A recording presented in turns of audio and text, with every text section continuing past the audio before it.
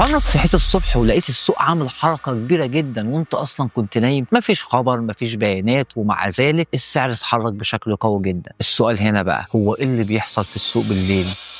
الحقيقة إن السبب هنا في الغالب ما بيكونش الأخبار، السبب بيكون السيولة. في أوقات معينة من اليوم وخصوصا آخر الجلسات أو منتصف الليل السيولة بتكون قليلة جدا، يعني عدد المشترين والبائعين أقل بكتير، وفي الظروف دي أي أمر كبير ممكن يحرك السوق بسهولة. تخيل أمر واحد كبير من بنك أو صندوق استثماري ممكن يحرك السوق مسافة كبيرة جدا، مش لأن السوق قرر يغير الاتجاه، لكن لأن السيولة هنا تعتبر ضعيفة. عشان كده احيانا بتشوف تحركات قوية بالليل وبعد كده السوق بيرجع يهدى تاني. عشان بقى تكون متداول محترف ما بتسألش السعر اتحرك ليه، لكن لازم تسأل سؤال اهم بكتير: هو السوق اتحرك في وقت فيه سيولة ولا في وقت السوق كان فيه فاضي؟ لان التوقيت احيانا بيكون اهم من التحليل نفسه.